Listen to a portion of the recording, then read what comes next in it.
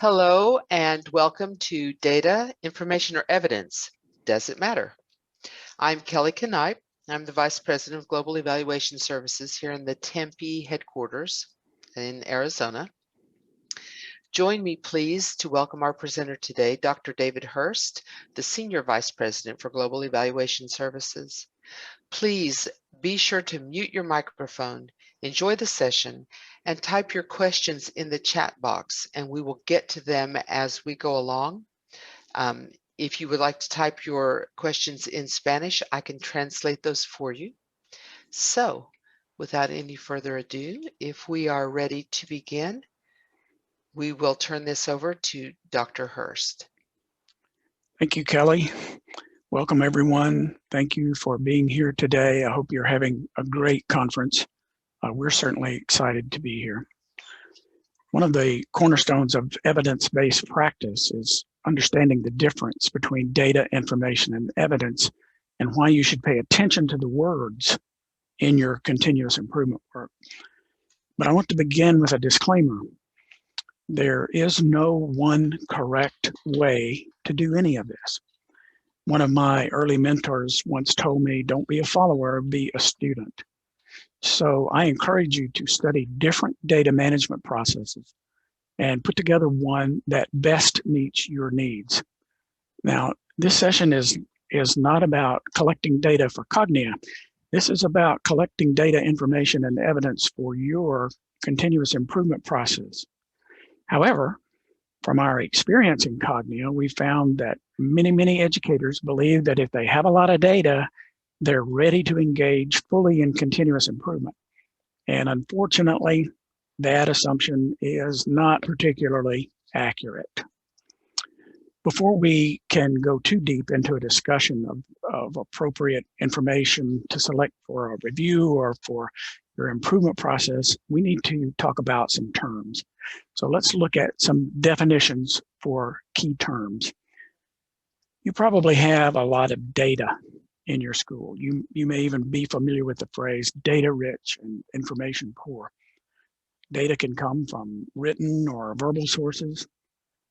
You can use data collection tools, survey instruments, different types of collection instruments and methods.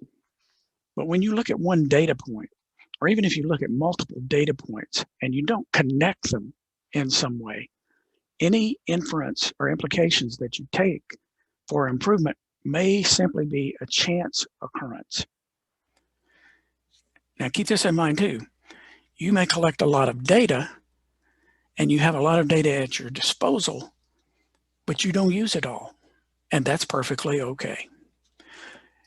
A lot of people fear the word analysis. And granted, that word is often associated with complex statistical and mathematical equations. But for Cognia, it's a simple process for a thoughtful review and grouping random data points in a way that makes sense. One of the questions we want to answer when we analyze data is, why did these results come out like they did? In fact, if you ask the question why 5 times, you're engaging in what we call root cause analysis, which helps you get to the essence of what the data are trying to tell you. The American writer Mark Twain once said, if you beat numbers long enough, they'll tell you whatever you want to hear. So be thoughtful, be honest with yourself, study and make meaning from the data that you collect through analysis. The result of analysis is information. Information describes what you've been doing and how your actions have affected student performance or organizational effectiveness. Like data, information can come from written and verbal sources. To be most effective, you need to write down your analyses. I cannot stress too much the importance of taking that information, writing it down so that you have a written record of what you have found. Now, without that thorough analysis, any conclusion you reach is pretty much going to be a guess. There are a few more here. First of all is synthesis, and like analysis, that frightens some people. However, synthesis is, again, a really simple process of using information from multiple sources to reach a conclusion. Now, did you notice that analysis makes meaning of data while synthesis makes meaning of information? When you think about it that way, you should realize that what we're doing is moving from a micro perspective to a macro perspective. Synthesizing all of your information helps you arrive at findings. Findings are conclusive statements. They're based on facts, and they help you to focus on what matters. And it's not difficult. Just simply say to yourself, based on all the information we've analyzed and synthesized, we found that, and there's your answer. Many times you'll hear people say, based on the data. I'm not a fan of that phrase because we can arrive at erroneous findings if we don't include the processes and results of analysis and synthesis. Findings help us determine areas where we perform well and areas where we need to improve. There's no right or wrong, good or bad. They're simply statements of where we're performing well or where we're not performing so well. Finally, we get to evidence, and not all information or every finding can be called evidence. This is important. Evidence is only, and I stress the word only here, information that supports your findings. So many times, people will provide huge amounts of useless data and information that are unrelated to the problem. And that's not just when they're collecting data for Cognia. They may feel that quantity of data or information is more important than quality, and that's exactly the opposite is true. So fewer sources of information that clearly identify a problem can help you stay focused and not get lost or overwhelmed in oceans of meaningless data and information. So the bottom line is be very selective about the information that you choose to use as evidence for whatever problem you're trying to solve. You may want to think about this as parts and processes. That is, what are the things that we have and how are we going to work with them? Well, the things that we have are data points from a lot of different sources. And using the process of analysis to make sense of that data results in information. Then by bringing together or synthesizing that information from multiple sources, we arrive at our findings. Once we have our clear, precise, defensible findings, we can celebrate those places, those areas where we're doing really well, and we can determine the areas where we're not doing so well. Now, one thing I didn't mention so far, but I'm going to do it now, is prioritization. Findings help us determine what we do well and don't do well. And using the findings, it's simply a process of prioritizing what areas we want to work on first. So when we have findings, we can match our facts from our information pool to the areas for improvement. And at that point, we call it evidence. Now, I know it sounds complex, but it really isn't. And you may say, well, you're just talking about words, but words definitely mean things. And if you don't follow these practices and processes, you may end up making some misjudgments about some of the information that you've collected or some of the data that you have. And I'm talking a lot about data here because that's where the process starts, and it's where the trouble can begin. The terms data, information, and evidence are often used interchangeably, but they're a little bit distinct from one another. Data, which is the plural form is datum, are observations or measurements in their rawest form. They haven't been processed into a more useful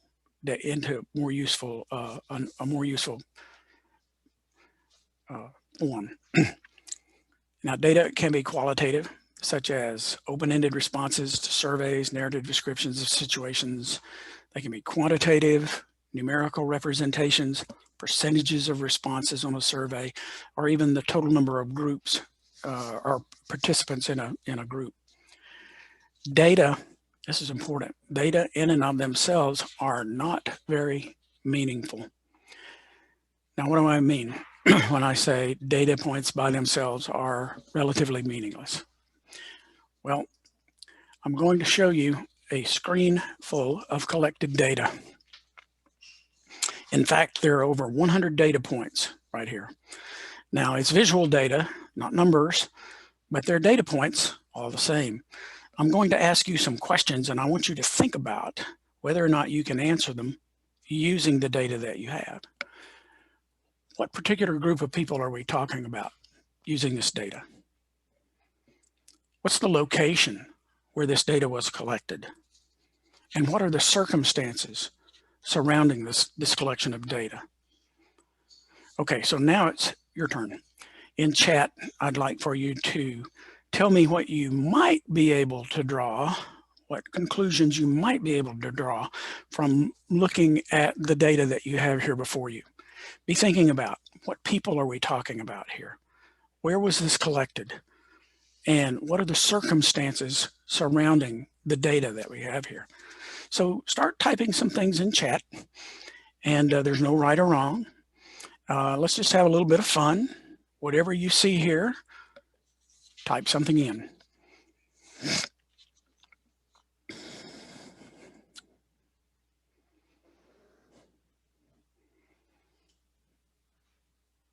Is there anyone awake out there, Kelly? I don't see anything yet. Here we go. The colors seem to show a landscape. Could be. I like that you used the word seem. Leaves, autumn, autumn. Data may be related to nature, leaves. The beach. Oh, cool. That would be lovely. Yes. The sky. Okay. Anything else? I don't see anything.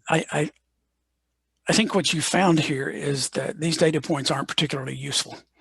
They're data, right? But they're not particularly useful. And we'll talk about later, when you collect data from a survey, it's a lot like this. Now you may say, oh no, our surveys tell us a lot more. We'll see. But quite honestly, we don't want you to make those mistakes early on in your analysis procedures. So we've got to do something with that data. Now, I was talking about, I was going to spend more time on data because number one, that's where the process begins. And number two is that's where you can start to go down the wrong trail. And so I want to share some pitfalls about data. When people, as I said before, when people collect data, they think they're done. But the second reason is, this is where we make a lot of mistakes. And data are the foundation of all your subsequent work. So if the foundation of a building is really, really sound, the integrity of the entire structure is good, right? But if the foundation is not sound, then the integrity of the building is at risk. So we want you to pay some attention to some of these pitfalls. And you're going to use this information in just a moment. First pitfall. Dave, yes. David, may I interrupt you? I'm sorry. We've had someone ask if you could go back to the what are data slide just for a moment. There we go. I'm hoping that's the one.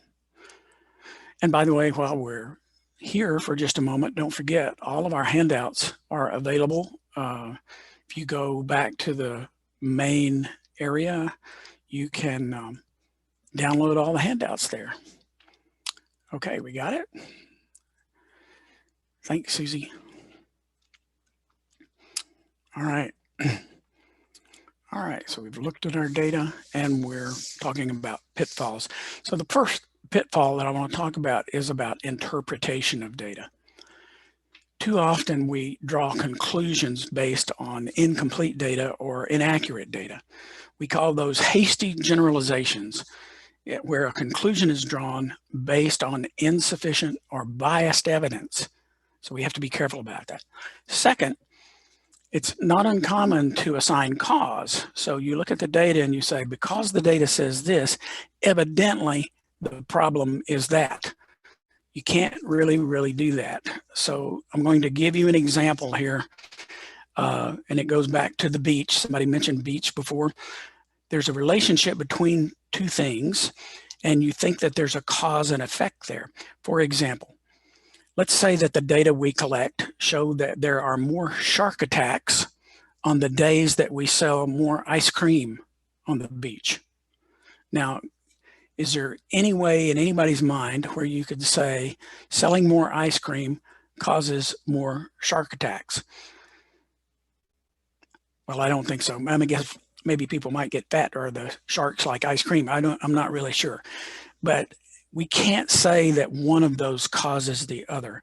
What we're looking for here is what we call a confounding variable. That means there's another factor out there that's affecting both of these factors, and we have, through analysis of the data, we have to figure out what that confounding variable is. And in this particular case, it may be the number of people at the beach. If there are not very many people at the beach, chances are we're not going to have as many shark attacks. Chances are we're not going to sell as much ice cream. But if there are a lot of people at the beach, chances are we're going to sell more ice cream. And because there are more people in the water, we might have a greater chance of having a shark attack. So make sure you're looking for that confounding variable and not making an assignment of causation just based on data without the analysis. The next pitfall is an unreliable data source, and that can lead us to make conclusions about data that may not hold up later. The biggest issue we see here is sample size is too small. We can't reasonably make generalizations to entire populations from a small sample size. For example, if your school has 1,000 students and you asked just your student government group of 10 students how school was going this year, the results probably aren't going to reflect the views of the whole student body. Number one, your sample size is too small. And number two, it's probably a biased group, right? Your student government group. There are other issues related to unreliable data sources. One can be your data collection methodology is unsound. So if you're asking survey questions that are worded in a way to lead people to a certain response, your data is not going to provide you with the future information you're going to need to make good decisions. People often just give examples and they say, well, this is scientific data, but it's just their opinion or just something that they heard. I often tell my teams when I'm working on a project, never use the phrase, I think or I believe. You should be able to say, I know, and be able to explain how you know. So just to provide anecdotes may give you some thoughts, but it's really not very scientific. Now, other times, people may have a stake in the results. If you're trying to get a grant, or if you have gotten a grant and you need to present good results back, very often people will skew the data, they'll change their questions so that they get the data that they want to hear. So what we want you to take away from this is you need to be a good consumer of data. Look for these clues to determine if there was a question about the reliability of the data source. Another pitfall is contradictions in data. For example, we may have a student who's high achieving in class but scores low on the standardized assessment. And we may automatically assume that the student is a poor test taker. But there could be several other factors at play, right? Those confounding variables we talked about. We'd be better off taking a deep dive into the data and trying to understand the actual root cause of this seeming contradiction, rather than just making an assumption based on limited information. So if we did that, we might find that there are issues with the test questions, such as asking students about topics in a context that they're not familiar with, or that we haven't taught in the curriculum, or simply that the curriculum doesn't align well with the assessment that we've chosen. A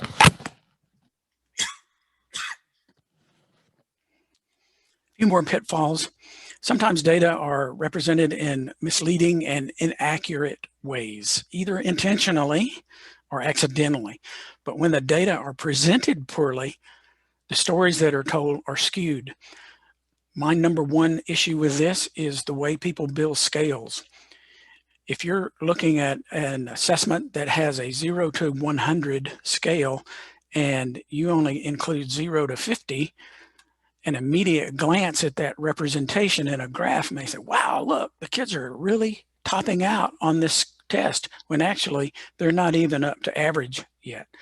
So an incorrect graph style that doesn't portray the data the way it should be, or if you have confusing visualizations, lots of clutter, it can be overly stimulating and lead people to make misinterpretations of the data. Next, we have what we call logical mistakes. We don't know what the data represent. We don't thoroughly think through what we're trying to gather in our data. You may be familiar with the term double-barrel questions. For example, if a survey item says the quality and quantity of our data sources are sufficient for our needs. Well, what if people think the quantity is fine, but the quality is poor? How can they answer this question accurately? And more importantly, what are the odds that you'll be able to make sense out of the responses? Next is logical fallacies. These are common errors in reasoning that undermine the stories that we try to tell with data. For example, if we only collect student data, and then we make an assumption that, hey, parents and teachers, we don't have to collect data from them because they'll probably think the same thing that students do. Now I realize that's probably outside the realm of reason, but if we're not careful, we will make some of these logical fallacies without even realizing it. So think through critically. We want you to evaluate the data as they are presented and think about whether you're making assumptions or have misconceptions to avoid these common pitfalls. We want to be deliberate and intentional about how we present the data to avoid the pitfalls. So let's use some real life information. Here are the results from a survey. And you see the question there: in our school, all personnel regularly engage families in their children's learning progress. Now, when the faculty looked at this piece of information, they said, or a piece of data, they said, hey, we're doing pretty good. If you take the neutral bar and you add it to the agree bar and the strongly agree bar, that's almost 87%. That's pretty good. So, question, would you agree with that? Let me give you a little bit more information. A new headmaster came to the school, looked at the chart, and then began to ask questions. And she said, who was this survey given to? Well, it was a student survey. It was given to students. Okay, great. It's a student survey. We have over 1,000 students here. How many people responded to this survey? 21. Okay. Well, were there any other questions on the survey that were similar to this one? Well, we're not really sure. And so the headmaster said, we don't know anything yet. And the faculty was stunned. They had data. Why was the headmaster being so critical? Well, I hope that you look back at some of the things that you've learned already and you can see why the headmaster was being critical. Now, the headmaster continued with some more questions. See if you can answer these. How did our parents respond to this same question? How did the teachers respond? You don't know, right? Because we didn't ask. Here's a very important part. Are the results on this question better than they were last year? What about the year before that? This is one of the most important things when we're looking at annual data from year to year, is keeping track of that trend to make sure that we're seeing whether we're gradually going up, gradually going down. So you can see this one data point may tell us a little bit, but it really doesn't help us with our improvement. We don't want to base a lot of decisions, especially a lot of decisions that are going to take time and money to fix, on this one piece of data. So let's talk about the types of data that we can collect. First is perception data. That's attitudes, beliefs, and opinions. Customer satisfaction surveys. That's one way, that is one attitude. Then experience. That's the report of actual experiences that people have engaged in. And Cognia Student Engagement Survey is an example of an experience survey. Next, we look at student performance. Formative assessment can range from something as simple as thumbs up or daily or weekly quizzes, could be quarterly, could be end of course type exams or mid-year assessments. Summative assessments are usually administered at the end of the school year, or they are those end of course exams in the case of a semester class. And don't forget that teachers are students too, and I'll talk more about that in just a moment. The third piece we want to look at is organizational performance. Demographic measures. That's things that just exist. For example, your enrollment. It is what it is. Maybe you have a chart that demonstrates teacher degrees, the degrees that teachers have in your school. Then the other piece is efficiency measures. The efficiency measure is a process or impact on a program. Folks, this is one of the things that we see so lacking in schools today. And I'll be honest, I'll go to the front of that line. I don't do a very good job on program evaluation, but that's what this is. If we put a new intervention into place to help children learn, do we measure it? Can we prove that it's making an impact or not? And I'll talk about program evaluation a little bit more because it's something that we just don't see it as much as we'd really like to. Keep in mind that when we talk about perception, perception is reality. And what your constituents believe about your institution is their reality, and it has to be treated that way. Whether or not you agree with their perceptions, you may not even agree with them, but their perception is reality. Perception data are important because they provide you insights into the perspectives of these different constituents that you have. Now, while perception is an opinion or belief, it provides insights into how your stakeholders view your institution. Using perception data from multiple groups allows you to triangulate those results and look for patterns of strengths and weaknesses. Remember, it's still within perceptions, but it is the beginnings of triangulation because you're looking at different groups. The reason to gather data from staff, students, and parents is to look for similarities and differences. And we'll look at that in just a moment. Cognia offers a lot of pre-designed surveys, or you can design your own. Just be careful to avoid the pitfalls that we talked about a little bit earlier. The second group of perception tools that we talked about are the experiential data collection tools. And if you're a member of Cognia, you have access to Elliot. That's our classroom observation tool.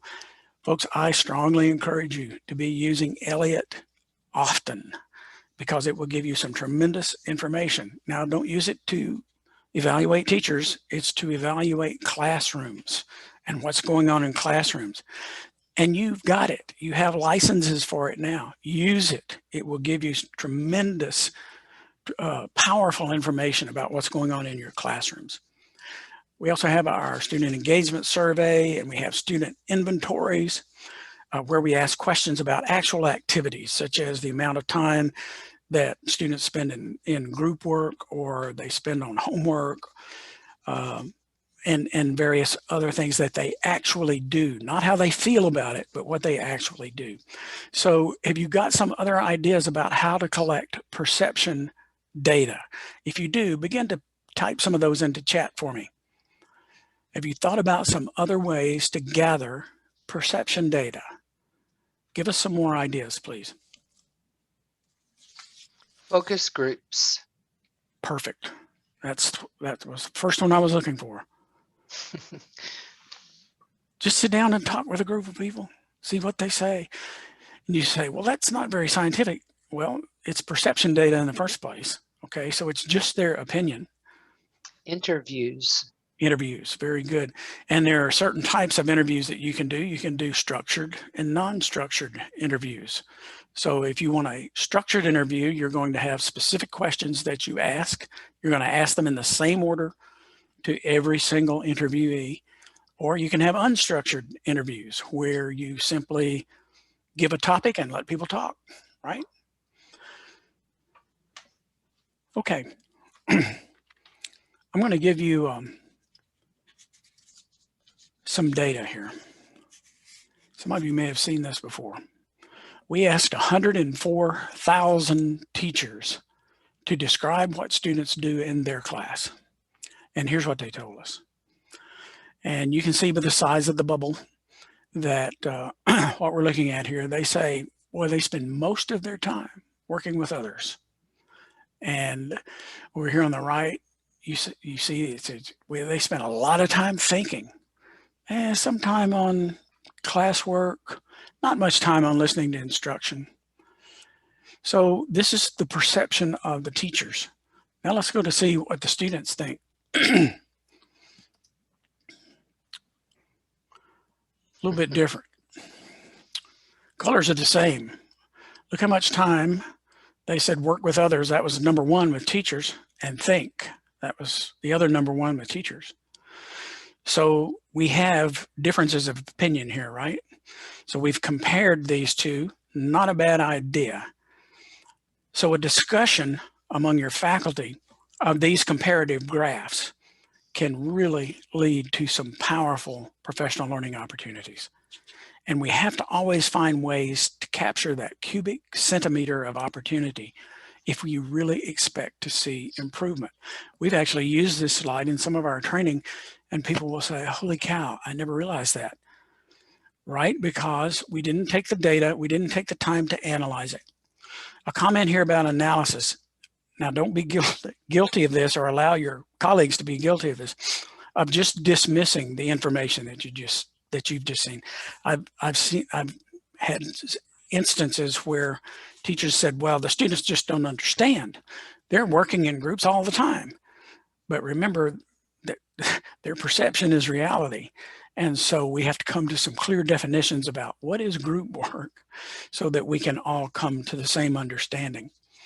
But remember, comparison of data like this provides a great opportunity for dialogue in your faculty and an opportunity to focus on some of the areas where you can improve. All right, student performance.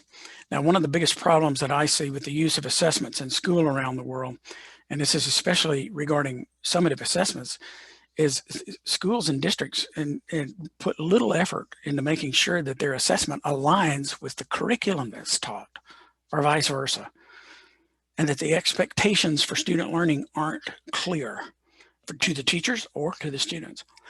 You may have heard an old phrase. Teachers in America used to tell me this all the time. We should not teach to the test. Well, I beg to differ.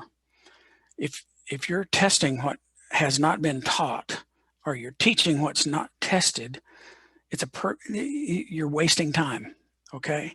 This is another one of those pitfalls that you really have to watch out for. If you're testing things that haven't been taught, you better hope that the students don't do well on them. Otherwise, people will say, well, they knew that without you being there. Why do we need you, right? And vice versa. If they don't do well because what you taught them is not on the test, the same argument's going to apply, is why did they do so poorly? More and more, we're hearing complaints that even though students do well on pencil and paper or knowledge tests, that when they're asked to apply that knowledge, they fail miserably. And so we want to make sure that you're collecting quantitative and qualitative data so that you can have a much broader perspective of students' abilities and skills, which means you may need to develop some rubrics or some other ways of measuring performance. That leads to the next point that we were talking about: standardized, local, formative, summative, different types of tests. Be very thoughtful in your assessment selection and make sure that the assessments that you've chosen are a fit to what you're trying to measure. Fit is actually a standard research methodology if you want to dig into that a little bit deeper, but we look for fit when we're trying to compare curriculum with the assessment. Finally, one administration of an assessment can give you information about your students as they are today, but it can't give you insights into whether you're improving instruction.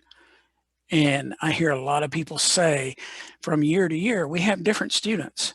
Well, that may be, but the outcome of fourth grade always needs to be the same if students are going to do well in the fifth grade.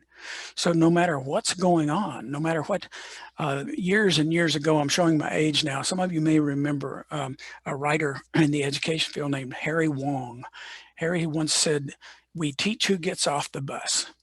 And you have to change your instructional methods. If you have a group that's not quite as up to par as the year before, you have to change your instructional methods in order to get them to grasp the outcomes that they need to have at the end of the grade level so that they're prepared for the next grade. Now, when I'm talking about trend data, I'm usually talking about 3 or more data points. I don't know if any of you remember the old American comedian George Carlin, but George Carlin had a statement that he used one time. He said, "Here's a partial baseball score, San Diego 6." And he didn't give the other score. So it meant nothing. It meant nothing. You didn't know whether they were winning or losing. So looking at one data point isn't particularly helpful. If we look at a trend over time, we can see if we're improving. All right, so what are some ways that we can collect qualitative student performance data? Could be portfolios, hard copy, e-portfolios. And while I'm talking about some of these, do you have other ways that you collect qualitative data about your students? Remember, quantitative deals with numbers. Qualitative is more descriptive. What descriptions do you use? Anybody got ideas?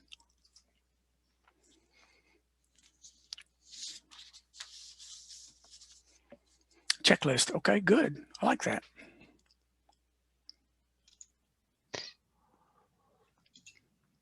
Anecdotal resources. That's good. Remember we talked about records. I'm sorry, anecdotal records. Yeah, remember we talked earlier about being careful about anecdotes. But if you have enough of those and you put them together, then you can get a body of evidence that could be very practical. Anything else?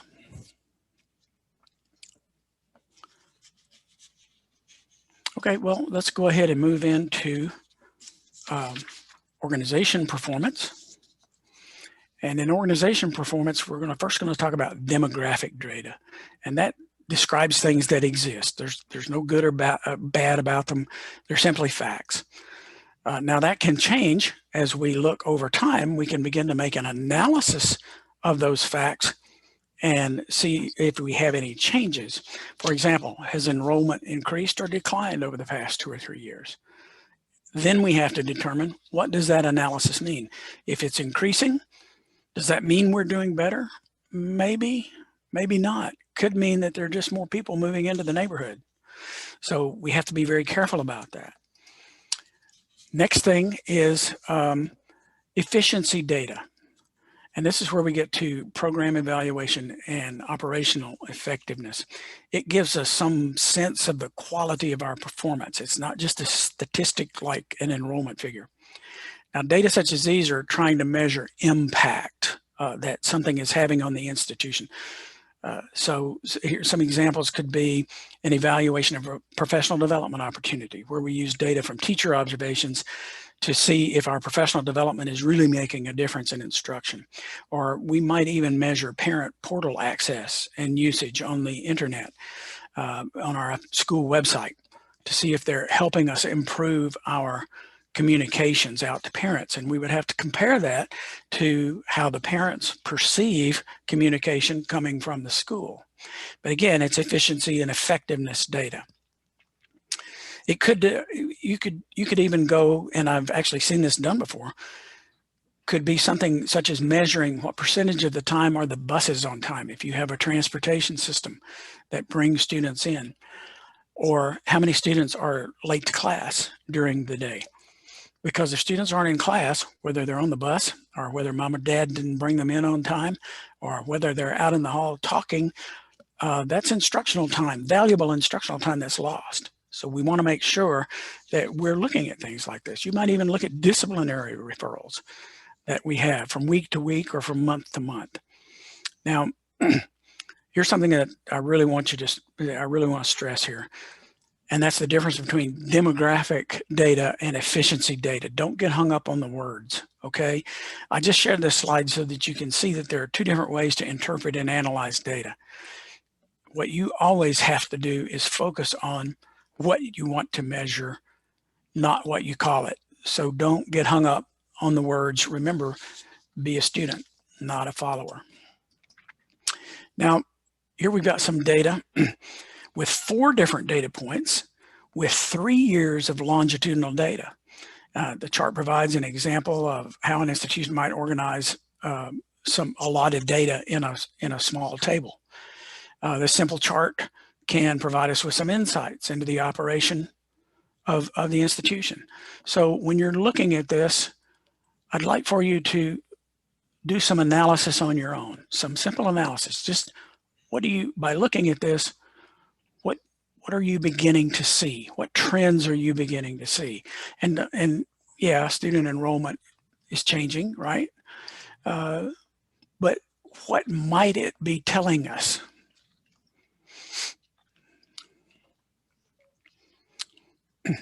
Student attendance is going down, and yet enrollment's going up. Anything else? Students aren't engaged. Okay. Now remember, this is just some data points. So now we need to back this up and say, it appears to me that our students aren't engaged. How can we back that up with some more data? Those are great ideas. Anything else?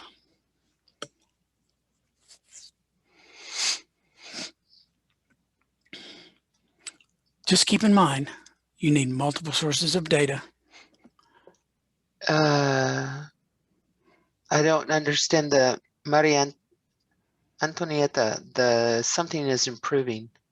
I don't know if you said that in English. In Spanish is el profesiograma, like the teachers' profiles. As for they're getting master's degrees and they're taking like more diploma courses and stuff like that. Okay. Okay. Great. I don't know how to say that in English. In Spanish is profesiograma. Okay, that's great. We would probably say teacher qualifications. Yeah, that's probably what we'd say. Increase in number of students enrolled in online courses. Right. They may be preferring that. More students attending outside of school. And I'm sure you were listening to Dr. Elgart this morning as he was talking about children getting education from so many different sources these days. And we have to take all that into consideration when we're looking at this. Final thoughts here, just keep in mind, these are just data points. And you really can't say, look, our enrollment's going up. We must have a great school. You really can't. You have to be careful saying things. And our teachers have more advanced degrees. They must be better teachers now. Okay, so you've got one piece of data that points in that direction, but we have to be able to triangulate that data with other data sources in order to come to some valid outcomes. Okay, I said I was going to talk about program evaluation more. And I want to discuss program evaluation again because I so rarely see it taking place in schools. And again, this is not a cognitive thing. This is what people ought to be doing. They ought to be evaluating their programs to find out if those programs are making an impact or not. So I'm going to show you a couple of charts in a minute, but I want to talk about the 2 ways that you should evaluate a program. Number 1 is implementation. Number 2 is outcome. So on the implementation, it's most useful in the early stages when you're just getting it started and to inform you about the fidelity of the implementation, the quality of the implementation. And it gives you a chance to monitor and adjust the program goals. Implementation evaluation, it is generally done early on. Very often in program development and implementation, the data is more qualitative in nature, but not always. And it relies on formative assessment data because you may not have a lot of summative assessment data just yet. And you'll see this in example in just a moment. But for implementation, what you're really trying to find out is, has this program been implemented fully and with fidelity?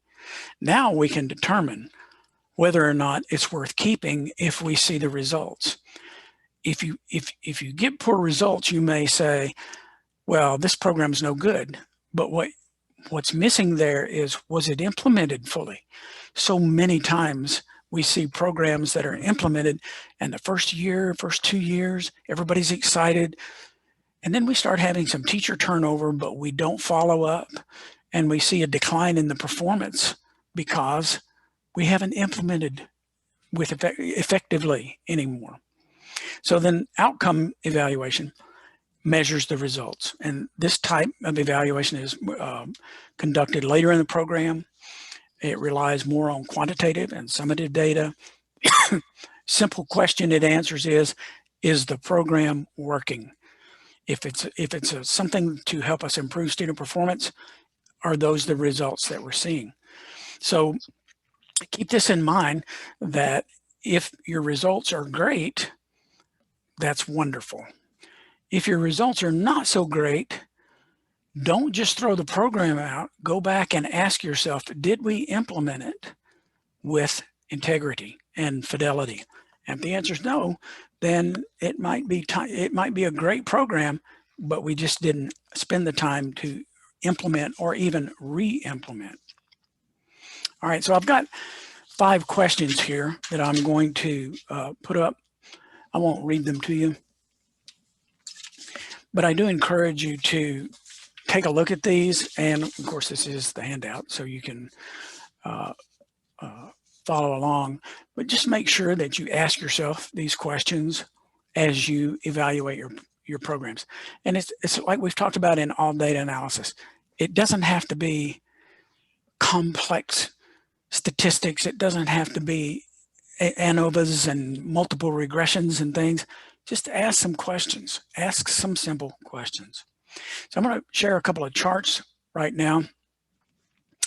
And I want you to look at this. This was a professional development program that a school implemented on differentiated instruction. Okay. And we've got 2 school years down here, 2016, 2017, and then 2017, 2018. We got 2 years worth of results. And I'd like for you to just tell me, we got a couple years here, what's going on? What's going on with the school? Now look at the different types of data. We've got perceived value. That is what type of data? Perception data, right? Then we've got implementation. And what type of data is that? That's that experiential data. We've actually gone in and observed whether or not this is being implemented. And then we've got results data over here, probably student performance results on how well our students are doing. So I'm going to give you a minute, and I want you to make some comments. Again, there's nothing right or nothing wrong, because as a faculty, we need to sit down and look at this chart and say, what can we learn from this information? It's not a single data point, it's multiple data points. What can we learn from this? Write down some of your thoughts.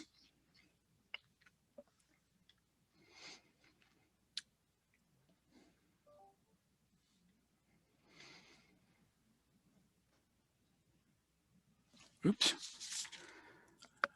My computer has a mind of its own today. I apologize for that. Any thoughts? The teachers like the professional development they received, but don't quite have the right skills to implement it. They are improving from year to year, but their implementation is not having an impact on student learning. There you go. That's about as concise as you can get. Thanks for that, Nicole. Teachers are really excited about it. Both years, they're excited about, wow, we really like differentiated instruction. First year, it wasn't too good. Second year, got a little bit better, and the results got a little bit better too. But for all the excitement, the results, you have to weigh in your analysis. You have to determine,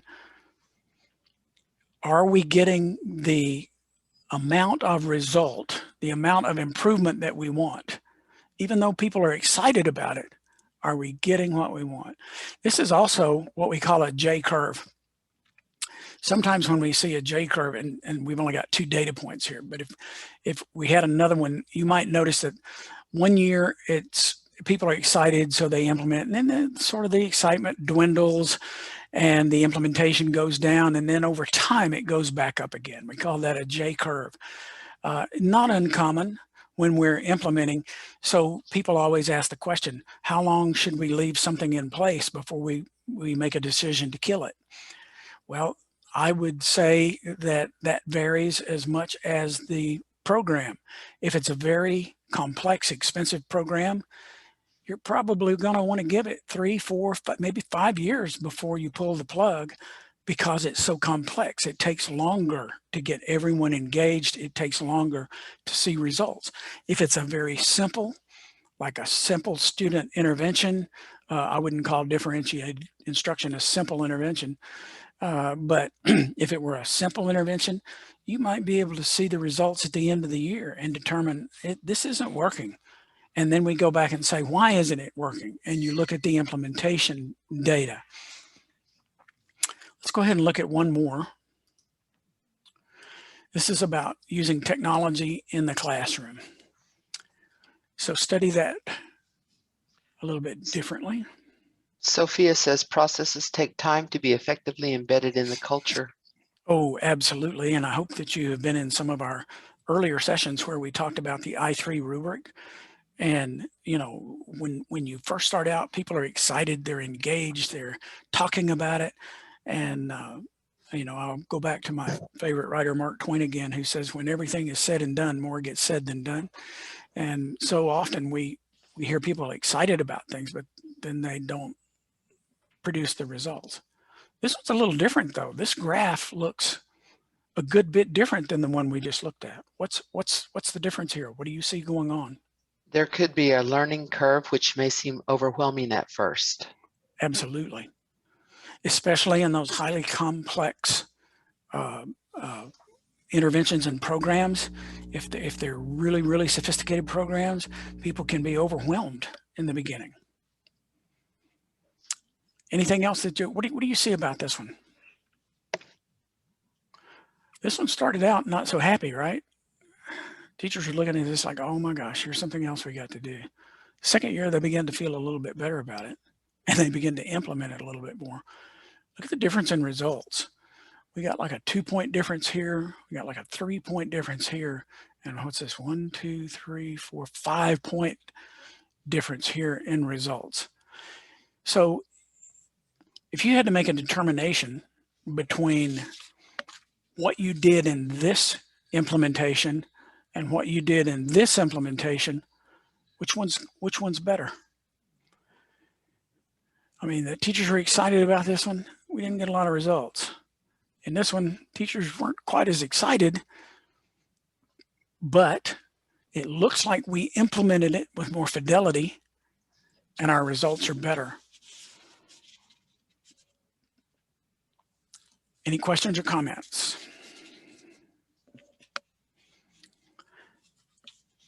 Well, I'm running out of time, but I'm always interested in hearing what you have to say. I'm going to give you some general considerations here.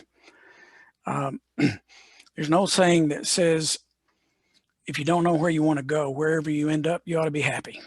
Okay. So if you don't have a really clear vision of what success looks like, if it's not clearly defined and your mission to all of your staff is not clearly defined, you're not going to create the institution that you want. Okay. You will create something, but it may or may not be what you want. There's a firm that I know that talks about having a high definition vision statement. And that vision statement isn't simply just a slogan or a phrase. It's a full scale description of what the school will look like in the future, how students are behaving academically and emotionally and socially. And then once you paint that clear picture, you're more likely to achieve that result.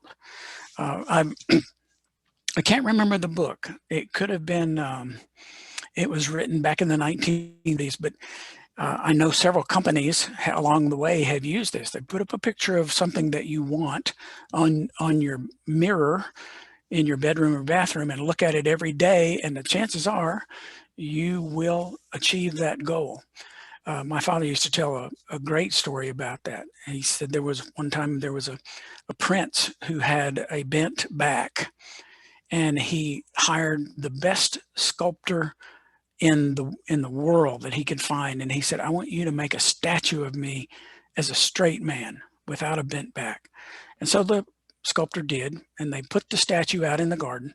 And every day the prince walked up and looked at the statue, and he looked at it and he looked at it every day until one day he realized he was looking eye to eye.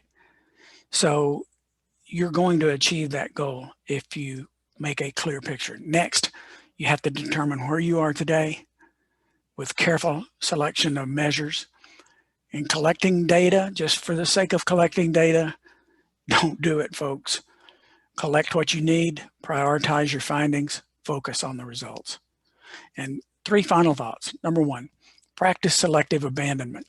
If you're not using it, get rid of it. And I love this phrase. If you're giving a test and you're not using the results of that test, don't do it. We don't have enough time in life to do those things that we're not going to use or that are not valuable to us. So make sure that you collect that data and use it. Otherwise, don't. Next is take action. We've got some great ideas, but we never implement. And so you've got to implement. And finally, celebrate success. Life's too short to miss celebrating it. So celebrating successes is critical to your continued success over time. We've covered a lot of information in the session. I hope you'll spend some time reflecting on this. You're always welcome to send us an email, send me an email. I'd be delighted to hear from you. And remember that hundreds of data points that we had before? Well, here's what we know when we put this data together a little bit more. If you want to see the big picture, folks, you've got to put the pieces together and study and analyze. So thanks for being here today and for all the wonderful things that you do for our children all over the world. Thank you so very much. Thank you, Dr. Hurst. It's time for another break, everyone. Don't forget to visit our networking lounge and chat with your colleagues and ask questions of our Cognia staff. Thank you very much.